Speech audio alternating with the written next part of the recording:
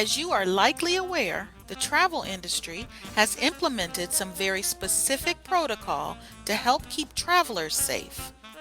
Now, along with federally implemented pauses on non-essential international travel, limited domestic travel, and mask mandates, vendors like hotel proprietors have taken extra steps to facilitate visitor safety.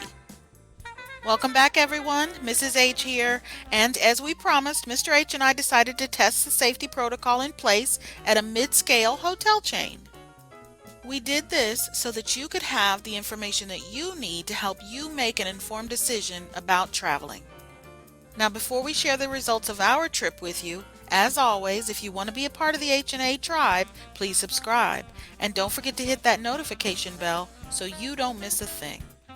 Now, if you're here for it, let's get started. We began this experiment with an overnight stay at a mid-scale hotel chain. Winning the J.D. Power Award for highest in guest satisfaction among upper mid-scale hotels 15 years running with 150 hotels in 25 states, we believed the family-owned Drury Hotels to be an excellent choice. While the intent of this video is to call attention to the pandemic safety protocol of this particular chain, we would be remiss if we did not mention the impeccable customer service training and attention to detail that this chain provides. Yes, there were a couple of issues that absolutely needed to be addressed, but when brought to the attention of the management staff, apologies and resolution assurances were convincingly offered. Upon our arrival, clear signage advising of the hotel's mask protocol was vividly displayed, as were clear ground markers for social distancing. One observation we made was that all of the staff properly wore branded masks. Protective plexiglass shields were visible at all human interaction points, and they were tastefully done so as not to detract from the aesthetics of the hotel. When we arrived, we discussed our plans to utilize the pool and the fitness center. The pool itself required a reservation as the pandemic capacity was 20 persons for each 1-hour time slot. The fitness center also required reservations, but only 2 guests at a time could be in the room for no more than an hour if other guests were waiting. It really wasn't clear how this process was going to be monitored, so we assumed that it was going to be monitored by camera. But not many guests at the time of our stay seemed interested in the use of the facility anyway. Now, after retrieving our bags, we headed directly to our room, which was on the 6th floor. While we had already witnessed a great deal of effort being put into the safety protocol with signage, distancing, and masks, we rely on those things as just a first line of defense, because we believe we have as much, if not more, responsibility to protect ourselves in an uncertain environment like we're in today. That said, we always bring disinfecting wipes and Lysol, and this time we also decided to bring some Microban to help wipe down the entire room. So with that, it was time to head to the room.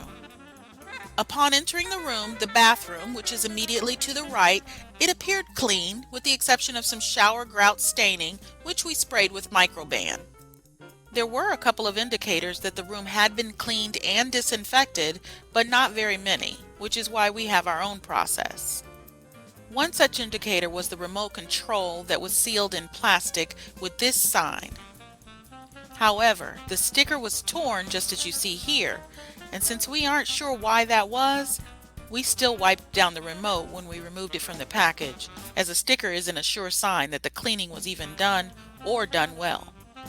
Call us germaphobes if you must, but while we do appreciate bright white linens, we still find it necessary, especially during a pandemic, to spray the bed down with Lysol.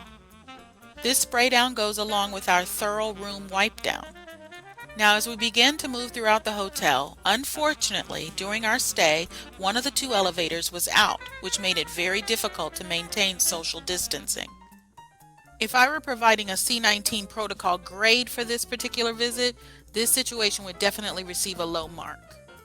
Not because the elevator was out, but because there wasn't anyone assigned or available to manage the protocol.